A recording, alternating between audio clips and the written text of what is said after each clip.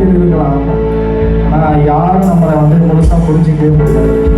நம்மளை பத்தி முழுசா தெரிஞ்சவர் நம்முடைய ஆண்டவர் மட்டும்தான். ஆண்டவரை தவிர வேற ஒருவராலும் நம்முடைய மனதை பார்க்க முடியாது. அவர் நம்முடைய உள்ளத்தை பார்க்கிறதே. நாம் என்ன யோசிக்கிறோம், நம்ம என்ன செய்ய போறோம்ன்றது அவருக்கு மட்டும்தான் தெரியும். நிறைய பேர் நம்ம உணர்ச்சியை புரிஞ்சிக்க மாட்டாங்க. ஆனா நம்ம தேவன் புரிந்து கொள்வார். ஏன்னா அவர் உன்னதமானவர், அவர் பரிசுத்த தேவன். நம்ம அவரை மட்டும்தான் துதிக்கணும். அவரை தவிர வேற நமக்கு ஒருவருக்கு நாம் அனைவருக்கும் மூடி மன